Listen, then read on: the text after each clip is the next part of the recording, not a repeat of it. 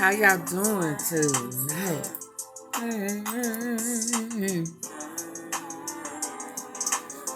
So listen. Listen. Shoot out at the club. Crew, I think, last night. Another shootout over there. One over there. Here's shootout there. I warned y'all though, right? Okay. We gonna talk about it. Guess who else popped up and popped out? We had Paper Route Woo looking good. Good. Yeah. And Dolph cousin. I saw you, but I see you. I see y'all. I'm gonna touch bases on that too. We saw those chains being passed out, right? Man, I hear some surprises. It's going, ooh, I can't wait to the lineup. Who gonna get them chains Kenny Money has?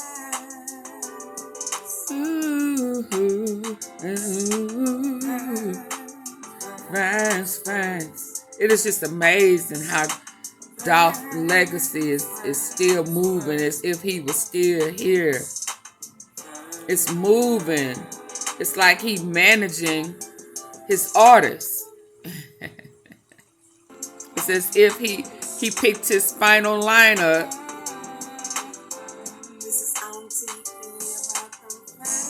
And he got taken out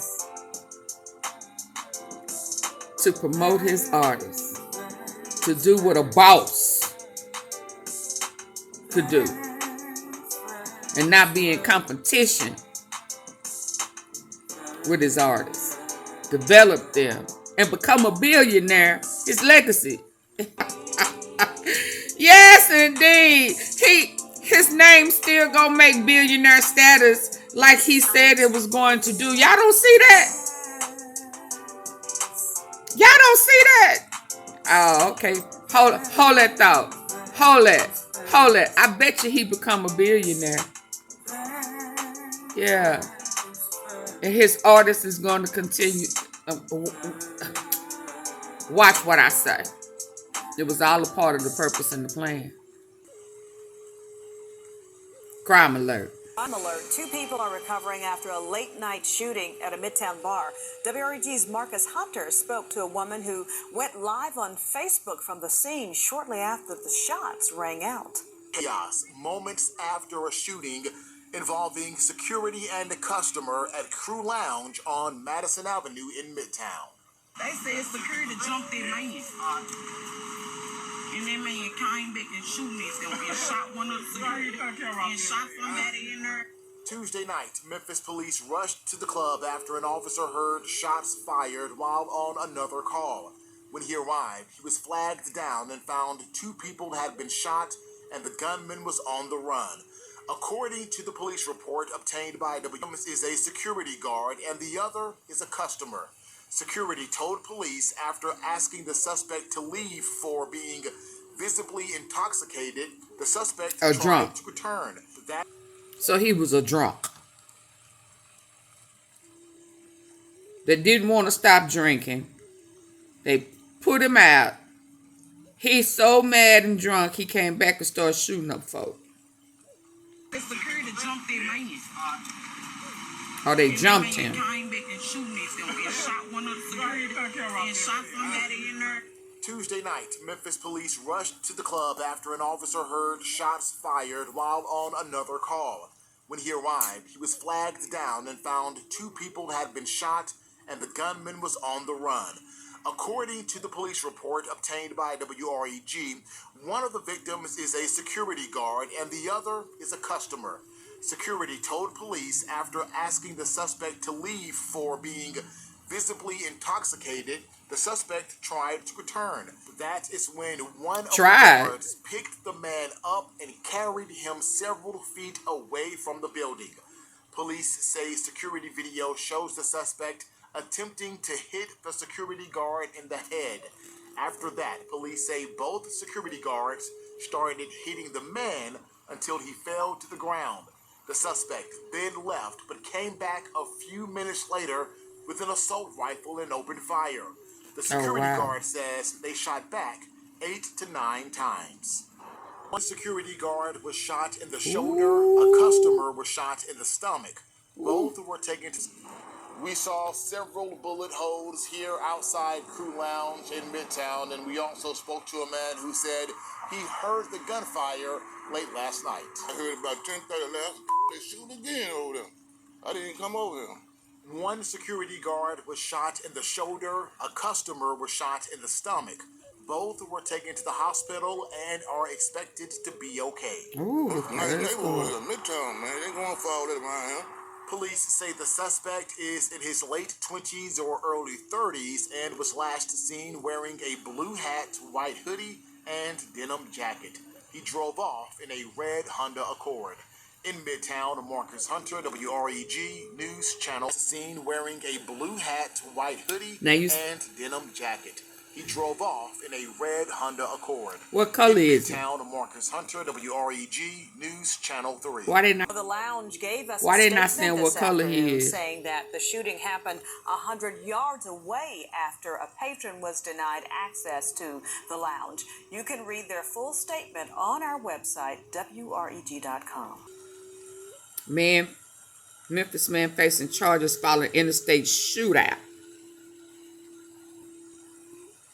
on I-240 after man rams disabled woman's car. A shootout. Okay. A shootout off the Interstate in Crump. That's what police say happened this week, landing Randy Johnson in the hospital with a gunshot wound and a mugshot. Johnson was taken into custody at the hospital after investigators say he shot at the mother of his child and a man. The victim told police the violence started after she showed up to her home with a male friend when Johnson was parked in front of her building. When she attempted to leave, she says Johnson followed her, becoming enraged when he saw her with another man.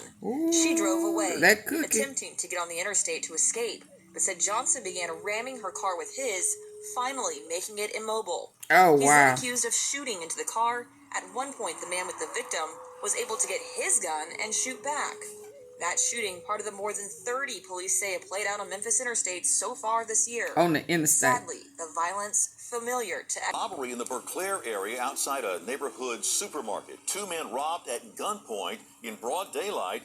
And now, the Memphis Police Department needs help finding the men responsible. Ain't no shame in their game. Ashley Paul joined us now in live outside thievery. the PD headquarters. Video released by Memphis police showing 2 men jumping out of a vehicle with guns and running up to 2 victims outside. I think maybe this is my last second of my life.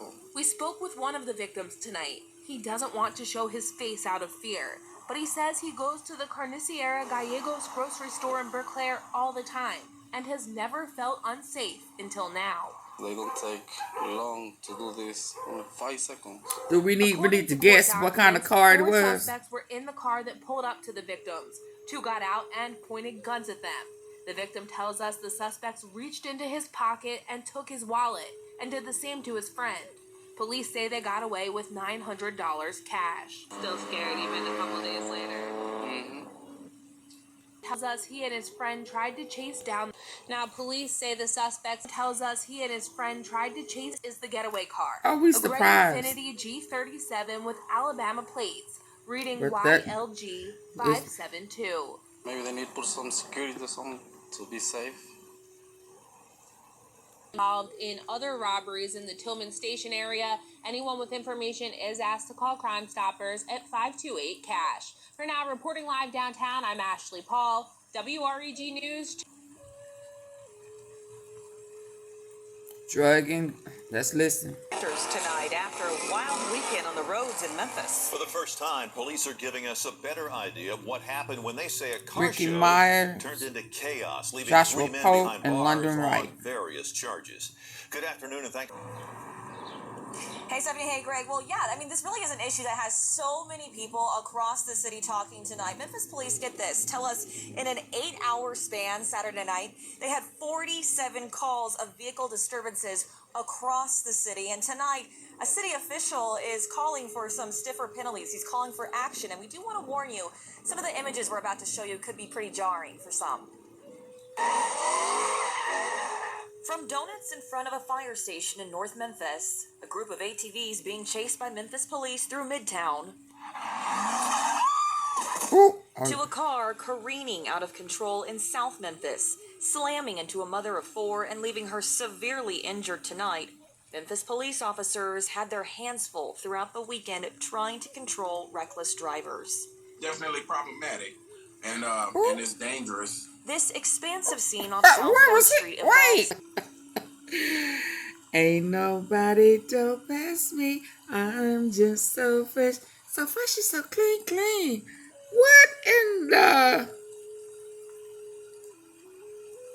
Easter suit word? What in the world? And he talking about a car show. So fresh and so clean. Oh my God. Is it Antonio Parkinson? Baby, where you going? Oh my. Problematic, and it's dangerous. This expansive scene off South 3rd Street evolved Saturday night, where roads were blocked after what witnesses said initially started as a car show. 3 men were arrested, not for reckless driving, but for weapons and drug charges.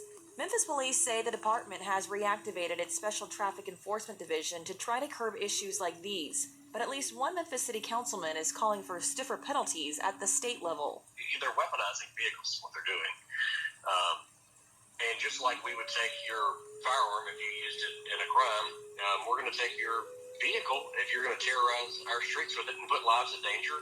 You know, we have lost some innocent lives to this, and we will continue to lose more if this behavior keeps up. Tennessee State Representative Antonio Parkinson agrees something needs to be done, but says he's not for civil asset forfeiture. If someone is caught, reckless driving, I think, they can immediately be arrested and taken downtown. But they need their due process. They need their day in court. He urges people to find places where this outlet is acceptable and where it can be done safely and not endanger people. Do it in a manner to where it doesn't impede people living their everyday life also. Now we going to, I was going to say West Philadelphia, born and raised. And the playground is where he spent most of his days. But listen, a lady in Philly, North Philly, didn't want to be evicted.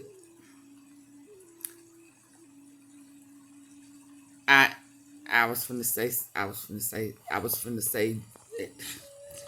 listen, you can't not pay your rent and then act up when the folk come to put you out, baby. You just can't do that. She got shot. Let's listen. In a Philadelphia apartment complex that left one woman injured. Investigators say a landlord-tenant court officer who was serving an eviction notice was the person who pulled the trigger here. Jennifer, you spoke to the husband of the woman who was shot. Yes, her name is Angel Davis. She was shot in the head and taken to the hospital in critical condition. Thankfully now she is in stable condition. Her husband, he spoke with us and he was very emotional in describing his account of this shooting. Police tell us it happened inside the hallway of Girard Court Apartments here. They say that landlord-tenant court officer was serving eviction paperwork and it turned into a shooting. Yo, babe. She's got this.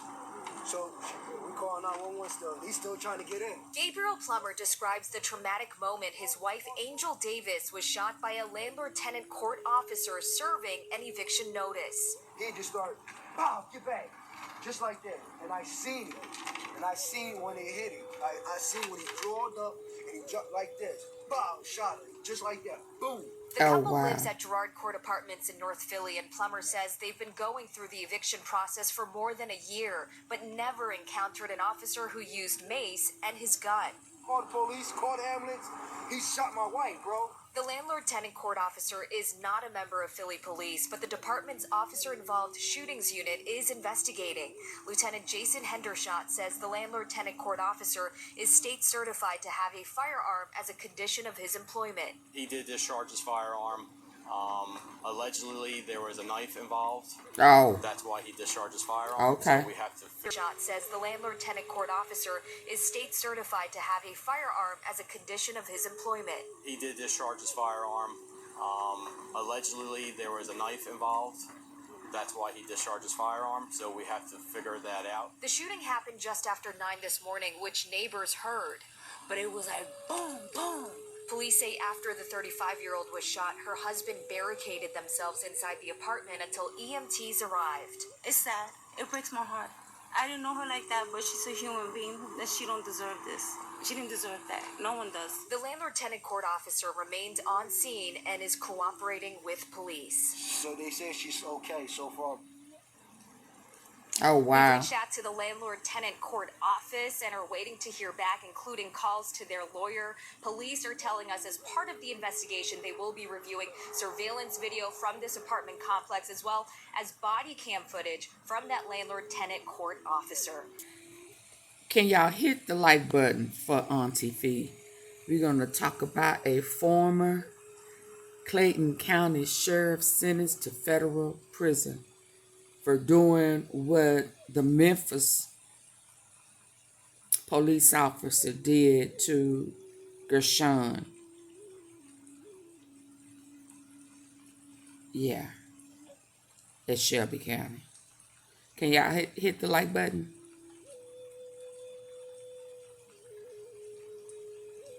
I'll wait.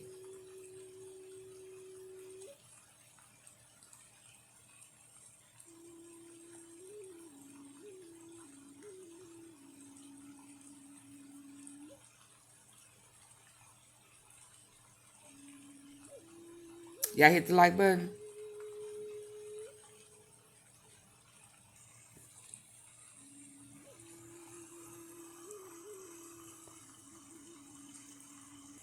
Special agent in charge, FBI, Atlanta. They ain't playing. I hope they wear them out of Shelby County. I hope. You see this is where you see this is where that REDDOG. Oh, y'all thought I forgot? Oh, okay. Atlanta has sentenced former Clayton County Sheriff Victor Hill to prison time. This comes after a jury convicted Hill in October on 6 counts of violating the constitutional rights of detainees inside the jail. Fox 5's Claire Sims has covered this case since the beginning. She is live outside the federal courthouse with reactions of what has been a high-profile case, Claire. Yeah, good afternoon, Christine. I sat next to one of the victims in the courtroom as the judge handed down Hill's sentence, and he cheered, although he later expressed disappointment that the former sheriff never apologized in any way for his actions. What were you doing in Clayton County that day? It's a democracy, sir. It's the United States. No, it's not in my county. That was video used in the federal trial of former Clayton County Sheriff Victor Hill. Now, the man once tasked with upholding the law will go to prison for breaking it. U.S. District Court Judge Eleanor Ross sentenced with upholding the law will go to prison for breaking it. U.S. District Court Judge Eleanor Ross sentenced Hill to 18 months in federal prison, plus 6 years of supervised release. 1 year for each of the victims whose rights a jury found Hill guilty of violating. During the sentencing, 4 character witnesses spoke on Hill's behalf, including Interim Sheriff LaVon Allen. Each one of them talked about Hill's positive out in the community. But prosecutors argued Hill's conduct inside the jail was an affront to our criminal justice system, and that he tortured people by ordering them held in restraint chairs. Judge Ross told everyone in the courtroom that she truly struggled with this case and reminded the public that she was not here to punish Victor Hill for everything he's ever done or ever been accused of. Though before announcing Hill's sentence, she had some choice words for the former sheriff. As much as you love the law, your love of power overcame that, Ross told Hill. More than once, Judge Ross brought up Hill's arrogance and said she prays he will sit down for a moment and think about everything. In a video statement, Assistant Special Agent in Charge Chris McRae with the FBI Atlanta says everyone pays a price when law enforcement officials abuse their power. The sentencing today should send a strong message to any law Memphis enforcement officer who wants to follow their own version of the law. As I said back at the indictment of the Chief Davis, Victor Hill, badges and guns don't come with the authority to ignore the Constitution. They come with the responsibility to protect it. Just before learning his sentence, Sheriff Hill told Judge Ross he's